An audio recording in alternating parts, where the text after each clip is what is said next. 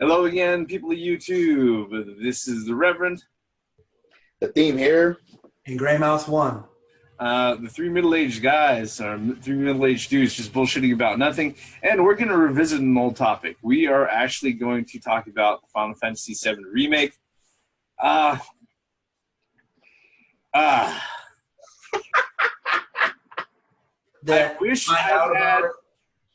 wish I had positive energy to ride into this particular one. This is what happened. April 11th, the beginning of this week, on Game Informer, they published an article entitled 10 Questions and Answers about the Final Fantasy VII Remake, because they had a chance to sit down with the producers of Final Fantasy VII. The producers over there at Square Enix who are actually working on the Final Fantasy Remake. And a lot of details came to light.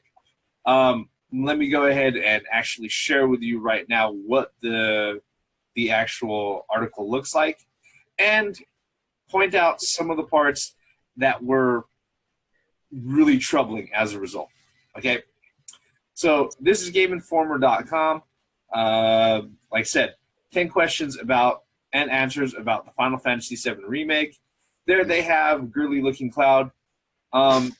They have their intro thing, and the first few things that they asked is that, fluff questions.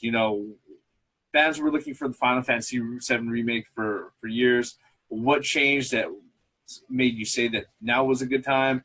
And their whole thing was like, yeah, the guy the producer who's working on the Final Fantasy VII Remake, which is, I believe, let's see here. Oh, shoot, where's his name? Oh, Yoshinori Kitase. All right, okay. He's the executive producer in charge of the Final Fantasy VII Remake. He went ahead and he started answering questions. He was like, yeah, I did the 13 series, all the development over 10 years, and I really needed to move on to something new. Of course, the funny thing about Final Fantasy 15, that was supposed to be part of the 13 series of games. They went ahead and they split it off into something else. And I don't blame the development team for feeling a little bit of burnout. They decided to go off and do other things. Okay? Now, this is when it starts getting interesting. They asked, when the remake was first announced, there was some confusion among fans about its multi-part format. Is comparing it to Final Fantasy 13, the Final Fantasy 13 saga, fair in that regard? Will each entry level have that kind of scope? Okay, and then he answered, it will essentially be a full-scale game for each part of the multi-part series. In 13, each installment told the story from a different angle. It's kind of like approaching an unknown territory in a sense, whereas with Final Fantasy VII Remake, we already have a pre-existing story, so it really wouldn't make sense if that isn't encompassed in the multi-part series. And it wouldn't make sense to remake it if we don't encompass that entire story. With regards to the current HD capacity and volume, the idea is that we wouldn't be able to encompass it all in just in one installment. So if we're just looking at each of these parts, one part would be on par with the scale of the Final Fantasy VII game. All right. For everybody who thought, like ourselves, that they were saying multiple installments, like episodic games, like the Telltale games, The Walking Dead, what else? Game of Thrones, The Wolf Among Us, or even Square Enix own what is that? Life is Strange, where everybody was thinking, hey, they're gonna give us an episode for like $10 a piece, and it's gonna span like maybe a few hours. We wait a month and then we see another one. Basically, he just shit all over that idea. This is a reason why that's the case. He mentioned Final Fantasy 13 Saga. The Final Fantasy 13 Saga, and I remember it being announced back in 2005, 2006. I was there at E3 when they went ahead and they unveiled the footage and everything else. I was sitting there in the Square Theater. They called it Final Fantasy 13, the Final Crystallis Fabula Nova, or something like that, right? It was going to be 3 parts of Final Fantasy 13, and then there was going to be the Final Fantasy Versus series, okay, which ended up turning into Final Fantasy 15, okay. They were going to have 5 fucking games all under the Final Fantasy 13 banner, okay. Guess what? All of them cost full fucking retail price. Mm-hmm. All of them have their own fucking DLC, okay, and they're going to go ahead and apply that same market structure to the Final Fantasy VII Remake. So the folks who are hoping to only have to wait, maybe ride the wave out for 6 months to a year and part with around $60 of their hard-earned cash, maybe a little bit of DLC hors d'oeuvres here and there. Square Enix went ahead and they came out, they're like, sorry, but fuck you. And that's not happening.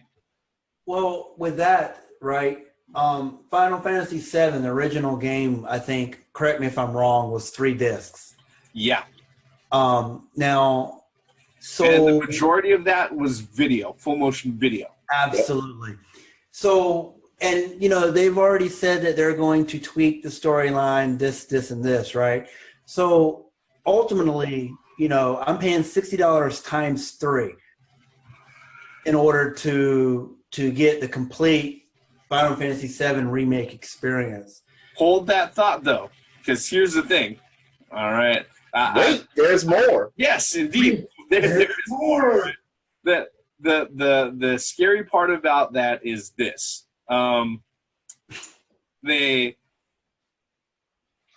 Kitase was asked the question, so have you decided how many installments there will be? Yeah, we have no idea on the project side in terms of how many installments it may consist, but unfortunately, we can't share that at the moment. Of course, as we're creating and developing the scenario of the stories, these are things that move in real time, so the plan may change along the way. But that said, we do have a vision of how many installments it will consist of. Well, I'm glad they do. There will be 7. I don't think it's calling it right now. I don't think it's going to be that damn many. But the thing is, though, if they're going to charge us gamers, $60 full price for a freaking part 1 or whatever, it better be freaking 40 to 60 to 80 hours. Being a Final Fantasy is 60, 80 hours to complete the game 100% with, side quests beside, But anyway, I don't see it going for 7. Yeah. But, I mean, I don't. why aren't they disclosing this? Yeah, I mean, because the scary thing about it, and let me go back to sharing that fucking article. All right, is that Wait, there's more. Yes. They are talking me out of getting the Final Fantasy VII Remake is what's happening here. Okay, one of the things that they mentioned is that, let's see here, after how many installments, the guys at Game Informer asked, the compilation of Final Fantasy VII added new wrinkles of story and lore behind the game.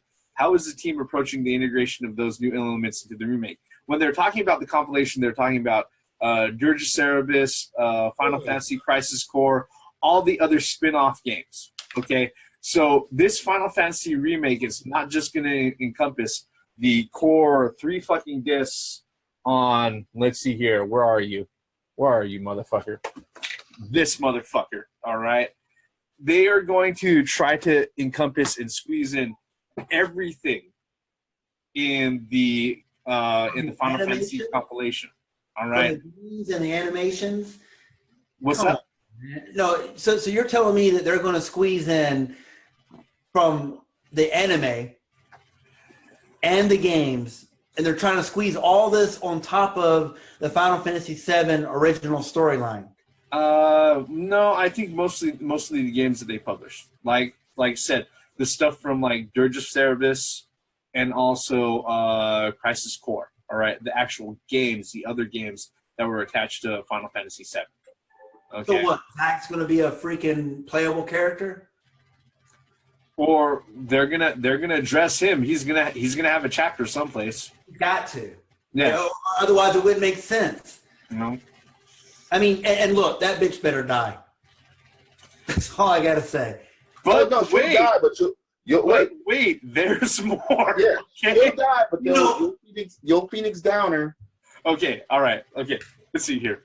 Okay. Here's the thing. All right. Okay. Not many creators have the chance to revisit a previous title like this. For you personally, is there any aspect of Final Fantasy VII that you're looking forward to bringing back to life? Okay, and they asked again. So even if you're familiar with the story, is there still an opportunity to surprise? And his answer was definitely. We have archived versions of our games, and a lot of times people buy them and it starts off with nostalgia. But after that, you're essentially following the story you already know. That experience starts to diminish as you proceed through the game, and the interest level starts to decline. If it's just nostalgia, it's just a matter of following the story. And there wouldn't be any surprises. So in that case, we want to balance out the areas we would like to change versus the areas we don't in order to have that nostalgia, but also the surprises.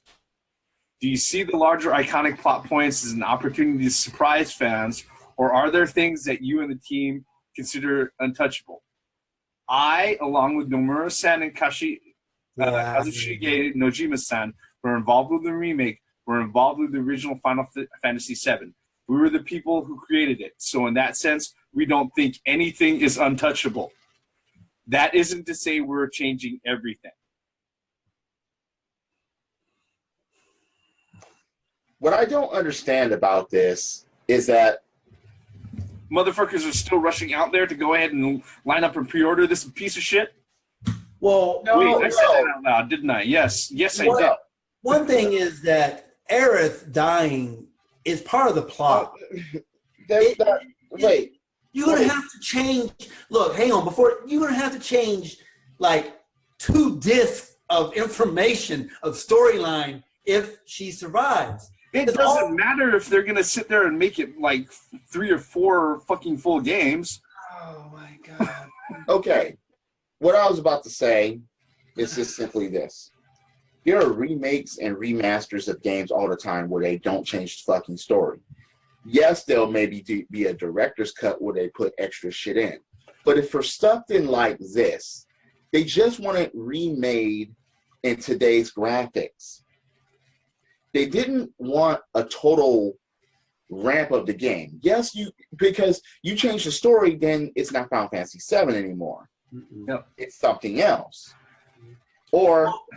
I agree with him. Wait, if Aerith is the one that kills Sephiroth at the end? Well, I agree with and sacrifices herself? I agree with the I can't even fucking say that with a straight face. I agree with the publisher, right? I mean, I understand what he's saying. I kind of understand that if it's a remake, or a true remake. But that's what they wanted. No, I know, but he's saying that you'll play it for a couple of hours, and then the nostalgic. It's just only natural that your nostalgia will wear down, and it'll just come to a grind.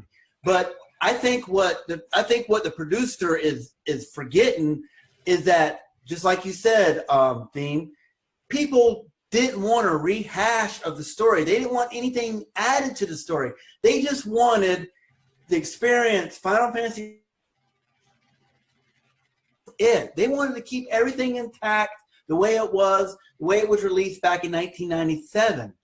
Now, for them to add, I mean, it's nice that you had these other, Crisis Core and all these other background stories, prequels and sequels of Final Fantasy VII, but to take that and just cram it into the game on top of the original story and display and sell it as 5, 6, 7, 8, 9, 10, 13, 40 freaking copies.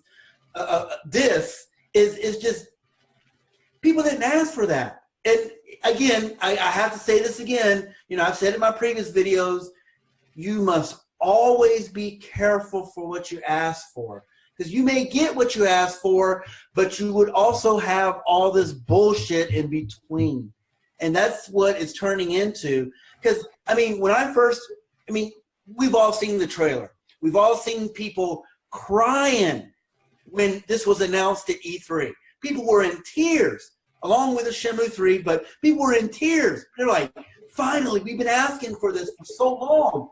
Now you're taking us completely out of that, and you're telling us, no, don't worry, everything's going to be here. Then you're going against those, a month or 2 months later, saying, yeah, nothing's untouchable. We decided that to make the game the best game of Final Fantasy VII, we're going to add all this to it, take away from this, add this, because no, you're losing people. I'm one of them. I mean, I'm not going, if this keeps up, if we don't know how many discs there are going to be, I'm just going to freaking wait. I'm just going to wait until they all came out, and then I'm going to buy it on a bargain bin for $30. So, or $20, because you're gonna change the way this article reads. You're gonna change so much of the original context of the game.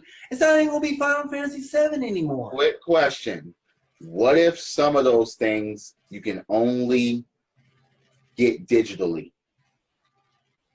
That's like DLC. They did not say it was going to be disc or physical. They have not said that. They've kept tight lips on that. That's a valid question. It's valid, and it very well, to me, it would make more sense to be digital because you can update it easier that way instead of mass producing discs. And I didn't think about that until here recently, until they started saying it's going to be episodic, and Season pass, Final Fantasy VII Remake, $150. More like 180. Yeah. Yeah. If you're 150 for discount for those who ordered early. That's just saying if it's 3 discs, that's $180. Yeah. That's it. But if you're saying 7, that's $540. People will be insane enough. People will be insane enough to pay that. It's too much money. I could buy a medium-end computer for that much. Fuck that. Give me an arcade cabinet. I could play a Final Fantasy VII the way it's supposed to be played on the original disc for that. I could buy a PlayStation and about 30 copies of the original game. Okay, for that. I'm going to say something that's either going to get us a lot of fucking downvotes or a lot of hate commentary. All right? I'm not scared of downvotes. Look. People, Final Fantasy VII, it did something great for the JRPG market. It broke it out from being a niche market in the United States. And it broke it wide open so that other titles could go ahead and bring themselves over here to the States, all right? But you can also trace the failure and the decline of the JRPG genre as a whole with the rise and decline of Final Fantasy. Final Fantasy as a whole is the most overrated fucking RPG series on Earth. It has 15. It's final oxymoron. Final oxymoron. Look, Adam Sandler made a shitload of movies. He's not the best fucking comedian out there, okay? Final Fantasy VII is not the best fucking RPG out there, all right? And the reason why they're going to be there, they've got it in their dumb fucking heads that they even got a chance to go ahead and pawn this shit off to you is because you've been climbing around. You're the Final Fantasy. You're the Final Fantasy. I want to go ahead and fucking material. I want to go ahead and play Sephiroth. Give me One Winged Angel. Fuck! That's the reason why this is happening, people. Look, I will admit, when I purchased my PlayStation 1 originally, all right, there were a few things that I had in mind. I wanted Tekken 2, and I wanted Final Fantasy 7, all right? Guess what? I bought Final Fantasy 7, and then a week later, I also bought Castlevania Symphony of the Night. Yes. I finished Castlevania Symphony of the Night. I played that multiple times. I haven't finished Final Fantasy fucking 7, all right? Damn. And one of the bad parts about it is that I was surrounded by the fucking drones and sheeple who couldn't fucking shut the fuck up about it, all right? and I couldn't get away from it. How the fuck was I gonna avoid, enjoy the story when every fucking 5 minutes I turned around and one of my coworkers or one of my buddies or somebody on fucking line, and this is back in 1997 when fucking online wasn't all that big in people's homes. We're talking, oh man, I cried when Aerith died. Oh, did you see what happened, Clown? We got sucked into the live stream. Fuck! No, it's not that good of an RPG. In fact, if you break the words down, role-playing game, there's no actual role-playing in it. Okay? Now, one of the things about Final Fantasy VII, and you people got to thank yourselves for this, is that one of the reasons why all of Square Enix's subsequent Final Fantasy games have not been so original and have been so fucking lackluster and so lacking in actual content and quality story is because they keep trying to go back and replicating what the fuck they did with that goddamn game. All right? When, guess what? The majority of you, that was your first fucking RPG that you even fucking played. Okay? Right. You went ahead and you saw really pretty CGI graphics because you decided to go ahead and put fucking Madden down for 2 minutes. And you, Guess what? This bullshit is your fucking fault. well, Okay? I mean, That's what I gotta say. End of the sermon. it's the there are so many better Final Fantasies. I mean, you got Final Fantasy VIII, which is So many great. better RPGs. So many better role-playing games. Yeah, I was getting to that. I mean, you got all these different art. Star Ocean comes to mind. I love that game. That's a JRPG. You got Bravely Default. That's a JRPG. Look, if the Final Fantasy staff, all right, the amount of fucking resources, the A+ resources of Square Enix were actually broken off and were able to work on other fucking projects other than something that doesn't have the words final or fucking fantasy in the game, maybe Square Enix would have a great, huge fucking library of alternate titles that they can go ahead and turn around to. But no, the only fucking thing that seems to make any fucking money is Final Fantasy. Even when they go ahead and he mentioned Final Fantasy 13 as far as, one of the last it's actually the last big fucking console release. And that's 10 years of fucking tripe and walking down fucking hallways. All right? Sounding like a coconut when she walks. But anyway, but Square Enix or Squaresoft, whatever they're called nowadays, they need to take lessons from Atlas. I mean, look at the games that Atlas has. Look at the wide variety of games Atlas has.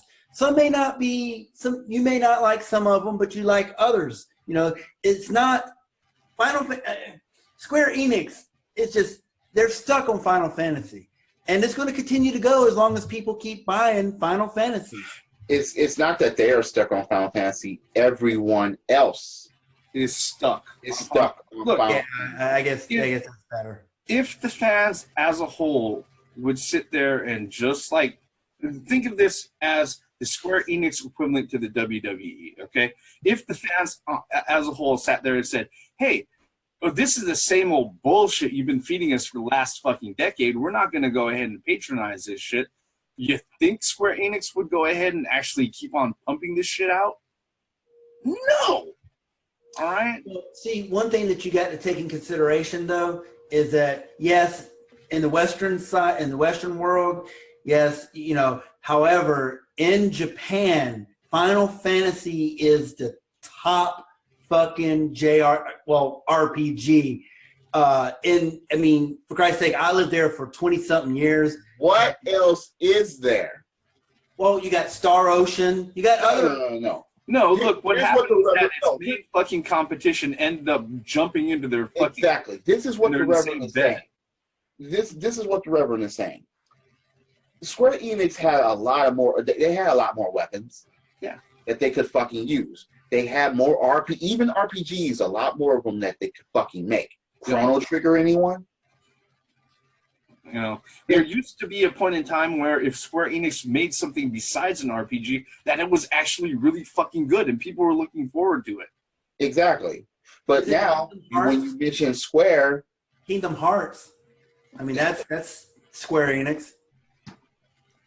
But the thing about it is, once you mention Square Enix, you immediately think Final Fantasy. Final Fantasy, yeah. And for the most part, you think of Final Fantasy VII. And even though Final Fantasy fans and fanboys would have a big ass argument about which is the best Final Fantasy, you know, either is yay or nay on Final Fantasy VII, but 7 always gets fucking mentioned. Yeah. And now, since they're going to be doing things this way, and things could be changed, or maybe you have to pay $200 for the full fucking game, as much as a fucking console, or are they going to throw any VR shit in it? We don't know. Or you get PlayStation Move and camera and all that shit. Summon, you know, Phoenix Down. If they do that shit, I'm telling you, they most likely will probably do something like that. But people were on Final Fantasy VII's Nizisms for just about 2 fucking decades. And you couldn't go anywhere as a gamer without fucking hearing it. I remember Final Fantasy VII was the equivalent of Titanic the movie. They came out basically at the same time, and you couldn't go anywhere without hearing that Celine Dion shit, or you couldn't go anywhere as a gamer without seeing Final Fantasy. And then Final Fantasy VIII, and then Final Fantasy IX, and a full motion video. I'm like, look, just get to the fucking game. Get to the fucking story. But they're going to extend the story. They're going to change the story around. Aerith is going to kill Sephiroth at the end and kill herself. I don't know. We don't know. That's the whole thing. And but they've from the get go. Okay, wait. Have Cloud Killer then. Well, the thing that a lot of people have to realize from the get go, Square Enix pretty much said, "Hey, look, you guys want a Final Fantasy remake, an updated version. We're gonna go ahead and we're gonna make it." And right when they started out the next sentence with, "It's gonna be multi-part," everything was gonna be fucking changed. Nothing was gonna be like what they originally remember about that 1996 fucking release, all right, or 1997 fucking release. 97. All right, it's almost 20 years old now. Okay, nothing was gonna be like that. Right from the jump. Okay. People still held out hope. A lot of people were fucking smiling. But the thing about it is, certain people were just like, "Oh no, they wouldn't do that. They wouldn't change everything. They wouldn't fuck up the whole game in the story. No, they have to keep that shit the same. They wouldn't do that." Yeah, they would. Yeah, they would. That's the thing. I mean, again,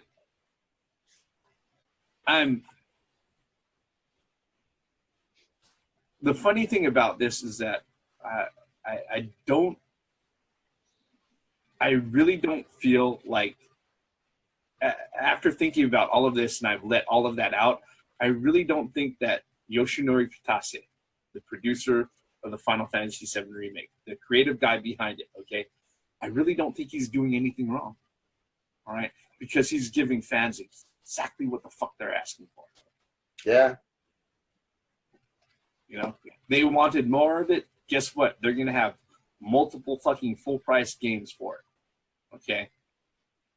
That's it is what it is, and I'm not on that train. You know, I'm not on the rail to Midgard. You know, that's just how it fucking is right now.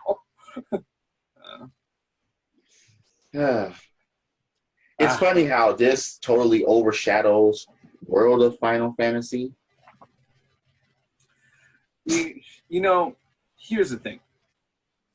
After Final Fantasy VII hit, every JRPG had to be like Final Fantasy VII in order to be successful. This is the worst thing that a lot of people have not considered, okay? And a lot of people don't talk about, all right? In order for a considered a AAA fucking JRPG to come out, they had to go ahead and invest exorbitant amounts into heavy CGI, elaborate cutscenes, all this sort of shit. Okay, and it turned a lot of the JRPGs from whatever little role playing that was left was, you know, meted away to make space for a high def fucking video. All right? For really pretty, you know, CGI cutscenes. You know, if you want a fucking example, just fuck. Even from around the same era, you know, and it's a good thing that the producer went ahead and he separated himself from Square. But fucking look at Xenogears, all right, from the PlayStation 1. If they had the same fucking resources as Final Fantasy VII, you wouldn't have to worry about spending 15 minutes reading through fucking walls of text, all right? And then hoping that you didn't miss the 2 fucking sentences that actually told you where to fucking go next. All right? Some people complain about QuickTime events. Well, I mean, Final Fantasies have always been like that. You know, even back in the original days, Final Fantasy 1 through 3 and 4, 5, 6, they've always had, in fact, they added the gameplay that you could actually learn a word and then you could like repeat it back to another